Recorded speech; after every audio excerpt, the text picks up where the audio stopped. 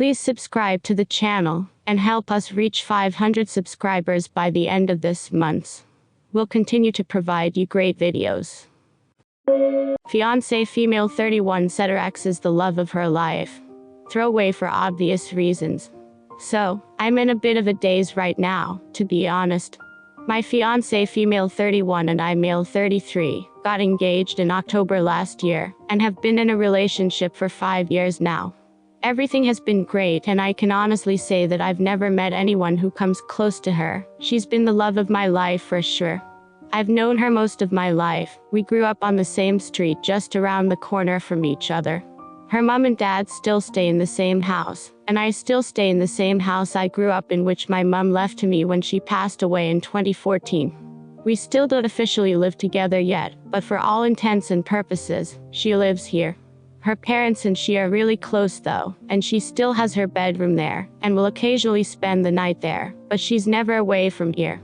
Anyway, this morning I decided to go take a walk down to the shops to buy some things, and as I was about halfway down, 15-minute walk, I realized I had forgotten my face mask. Masks are mandatory here in shops since the 10th of July, so I had to walk back and get mine. When I walked in the door to grab the mask from the kitchen table, I heard her speaking to someone loudly on the phone in the living room, and she said, "Yeah, but David will always be the love of my life." David is her ex-boyfriend. I don't know a great deal about him, but I know they were in a relationship for 2 years, and it ended a year before we started dating. He also dumped her. I just grabbed my mask and walked back out, and just as I got to the shops I felt weird, and I had to sit down as my mind was going in 1,000 different directions. I eventually got back home and immediately told her I feel sick and sent her back round to her parents' house, as I didn't want her about as I was ill. I'm now lying in my bed wondering what to do, to be honest. I know she didn't do anything wrong. It's not like she cheated on me or intentionally went out of her way to hurt me, but what's heard can't be unheard. She basically said that the person who she's agreed to marry isn't a patch on an ex she's not been with for 6 years. The fact she said he will always be the love of her life also means that it's a void game. Her heart's already been taken, and there's nothing I could ever do to change that. Also, what would happen if he did come back into her life? You can't turn down the love of your life when they come calling, and I'd be dumped quicker than yesterday's leftovers. So, what do I do? Tell her I was earwigging on her and heard her say that shit? Just end the relationship for a completely vague reason like, oh, it's not you, it's me, etc. Swallow my pride and pretend I didn't hear it? Everything has been wonderful, but there's no way on this earth I want to be someone's second choice, especially when her ex is the one on her mind that she obviously would be with if she could. I'm thinking about just saying it's not working between us. She's now texting me about coming round tonight and mothering and spoiling me 'cause I'm the sickie. Fuck that. Update 2 to fiancé female 31, said her ex is the love of her life. I was going to update sooner, but I've spent the last 3.5 days in a drunken stupor, so my apologies, but I'll warn you, this is not a good update. Right, so after posting and receiving some advice on Reddit on Thursday, I was thinking of telling her to come back around on Thursday night, so we could talk, but settled on Friday morning instead, as I wanted to get my head in a clearer state. She still thought I was ill, so I needed a bit of time to think through what I was going to say. So, she comes round on Friday morning about 8 a.m. with rolls and tuna mayo crunch her mum had made for me, along with grapes, sweets and juice, and stuff.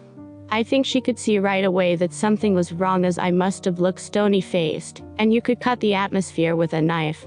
Anyways, I said to her that I wasn't really sick, and that yesterday as I was going to the shops I forgot my mask, had to come back to retrieve it, and when I got in to get it, I heard her talking in the other room. About David.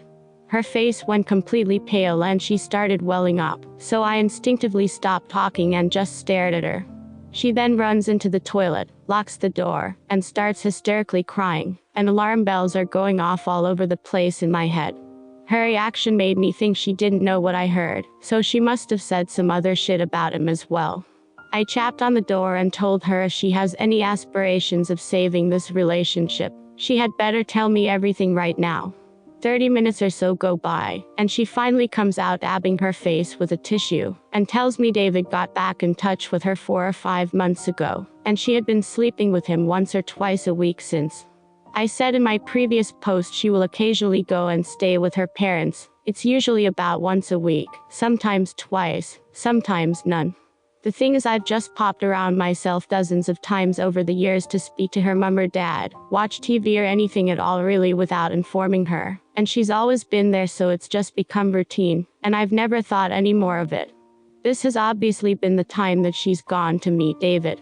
All I can think of is that the snippet of conversation I heard her having was her friend or something helping her choose between David and me. When I heard this, I hit the roof, I threw her out, grabbed handfuls of her stuff, put it in bin bags, and threw it out the door into the front garden. She's still standing there BTW. I then grabbed my garden hose and drenched the shit out of the bags with it. I'm not proud of that. It was extremely petty, and in hindsight, I should never have done that. She at this point has run round to her house, and about a minute later her dad comes rampaging around screaming. Her dad and I end up rolling about the now quagmirish front garden fighting, at about 9 a.m. in the morning no less.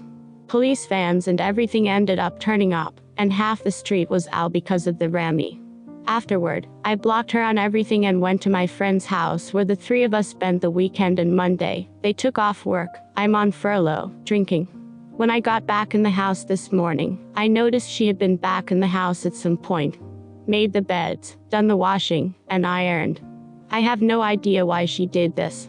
As I'm writing this, she's tried to get in again. I haven't been able to change the locks yet, so I put the door chains on the front and back door, and from upstairs, heard the door opening, and the chains clanging as she tried to get in. There's also a note that she's put through the door. I don't even want to read it right now. I'm too hurt, hungry and hungover to even think about what she has to say. Update 2. Sorry for the belated, but I'm in a bad way right now. I'm half drunk as I write this, so bear with me. Since everything that has happened, things have taken a turn for the worse. As many of you mentioned I should do, I sent an email to her father, explaining my side of the story, and apologizing for taking things public and embarrassing his daughter, but as I said previously, I acted instinctively. I didn't apologize for fighting him as I was reacting to him coming at me. He basically told me to fuck off, and accused me of biting his ear for some reason. So that's what was stuck in my teeth. I joke, of course. If you don't laugh, you'll cry. About a week ago I went outside to find my car key right down from the passenger side wing near around to the boot. Last Sunday I was walking down the road to meet a friend at the Arches, a place where we occasionally hang out and walk from an arched bridge, and as I was turning the corner the local MOUTH, gossip, called me a disgrace. I said, how am I a disgrace? And she told me that I'm a disgrace for beating up my ex-fiancé. Let's just be clear here, I've never laid a finger on her in my life. Either her, her father, or someone else is perpetuating this lie, and me throwing her shit out and hosing it is obviously given this authenticity. I haven't spoken to my ex, and she hasn't tried to contact me anymore. I think they're all on the same page now, that I'm the bad guy. I've got the ball rolling and putting my house up for sale. I can't live here anymore. I wish I still had my mum to lean on. She would make things better. Sorry for the shit update. Final update. Firstly, I want to thank everyone who has reached out. I've tried to reply to everyone, and hopefully, this update will help. I am still in my house, but I will be renting it out rather than selling. I can't in good conscience give up something that was my mum's and has been in the family for generations. I have since spoken to the father, and I understand why the family circled the wagons, but to throw me under the bus so brutally was genuinely ridiculous collateral damage to me, and my name is alright apparently. Only known them my entire life. All in all, I feel like I was in the midst of a shit shower that changed course. Still struggling, but feeling a lot better now that I've got an umbrella and a fucking roadmap. Also, would like to note that I posted on social media giving my side of the story. Whether or not that was right or not is up for debate, I guess, but it was after I had let those close to me discreetly spread it first, so I felt the time was right. Her side is still singing off the same hymn sheet, but hoping neutrals will see things from my side. My close pals have been incredible throughout all this, but that's why they're close pals, I guess. Anyways, cheers, another update. Well, it's been over a year, and I have since moved out of my house and am now renting it to a nice older couple, so thought I would update. I'm doing great. I've even got myself a girlfriend. Wish me luck. What I've learned. Life came at me fast, but I stood strong, and for the first time in a long time, I'm looking forward to the future. We only get one life, right? Fuck spending it with someone who would treat me like trash.